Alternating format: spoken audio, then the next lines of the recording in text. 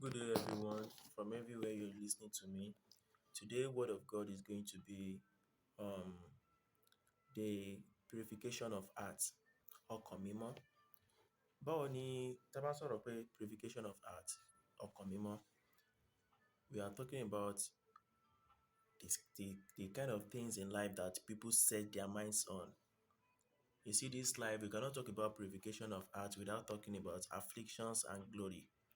And we cannot talk about purification of heart without talking about troubles and the difficulties people face and encounter in life.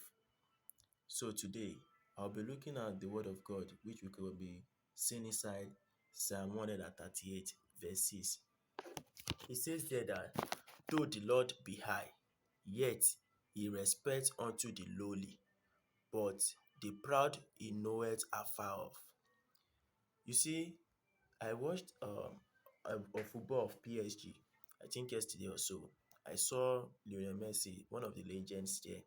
He happens to be the one that was sleeping on those that want to score from them, so that they will not be, from the free kick. So what am I talking about? The kind of people that have pure hearts now. These people are people that no matter how great they are, no matter how far God have taken them in life, they still look up to the small people and respect them. So we are in kind of world whereby people, maybe because someone is not greeting you now, you don't greet that person too. Or maybe because someone is doing bad to you, you are thinking of doing bad to that person too. God did not teach us that way. And anybody that is not following his words is losing short of his glory at that side. So in this life, we have afflictions, we have difficulties. My brother, my sister, I'm telling you that even Jesus, the one that God held the government of heaven and earth unto, he encountered afflictions and difficulties in this life. That is the reason why Jesus was born into a family whereby his father happens to be a carpenter, and even his mother, they are not wealthy. So they are just trying to struggle one way or the other. He was giving birth inside where all these sheep and everything were. That is the reason why Jesus was not born into luxury and sumptuousness. I'm telling you today that in this life, I would like to remind you, let me just go into a little story so that it will make you more clear to you. There happens to be three monks in China. These three monks, they call them the laughing monk. Anytime they are going somewhere, they are travelers, they go to places, so they find a place whereby many people will have to see them. They will just throw up a food and they'll be eating it and they will start laughing. So they keep on laughing, keep on laughing, keep on laughing. So before you know it, people will be like, why are they laughing? Everybody will start laughing as well. So anytime people are in trouble, they look for them and those people sort their problem. But some don't want to go to them. Why? Because when they get to those laughing monks, when they tender their problem, the laughing monks will just be laughing. So people are like, we in our own problem, you are laughing. Why do we have to laugh? So there was a day they were, when you are a great person, to ask you questions at times, it depends on the kind of person that will ask you before they can have the courage to ask you or the audacity to do so.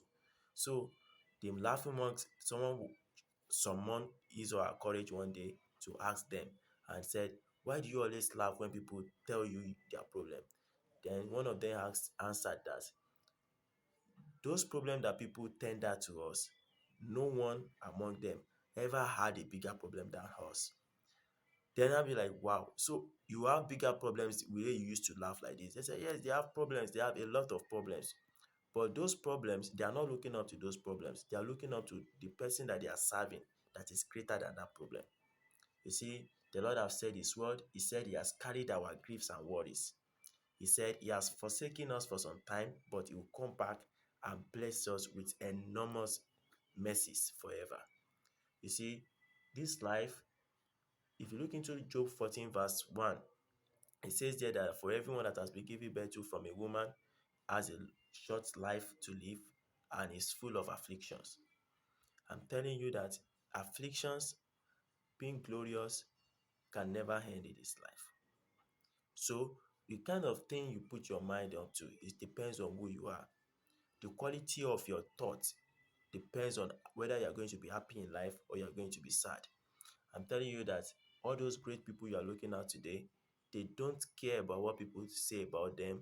They don't want, even though they say bad things about them, even though they say good things about them, they are less concerned. They just target what they've said, they project their radar on what they are following and they face it. That is the way people in this world have been making it in life. Most of those great people, it is the work that people believe that filthy work, all this small small work, it is those work that most of them did that made them one of the greatest people in life today. So I'm talking about purification of art. To have a purified art, you have to put your mind away from the bad things like your afflictions, your worries, your griefs, and everything in life. Just take it all away from your mind and look up to God, the one who is in charge of everything. I'm telling you today, if you look at Genesis 4, verse 1, it says there that God creates light and darkness. So, God created that light and darkness. You see, there was a time that happens to be that Jesus was about to be crucified. He asked God that, God, please take away this from me. But God did not answer. So later he said, okay, let the Father wishes come true. What am I saying? In this life, there are some afflictions that are necessary for you. Before you build a mansion, you have to have a foundation. Without that foundation, that mansion cannot be built. And if that mansion is built without a foundation, the mansion will collapse easily. So what am I saying? Every affliction is holding a glory for you. Don't look into your afflictions. Don't look into your problem. Don't look into your worries and everything, your griefs, but look up to God, the one who can be in charge of everything and be in control of everything. And let's look into the Psalm 138, verse 7. It says here that though I walk in the midst of trouble, though though you will revive me, though shall stretch forth their hand against the wrath of my enemies, and their right hand shall save me. He said he walked through troubles. That is David. He walked through troubles, but he believed that God will revive him and God will save him from the wrath of his enemy. This is what perfect people are supposed to be doing. Though there's no one that is perfect, but to make perfections as some side in life, this is just the normal way to do it.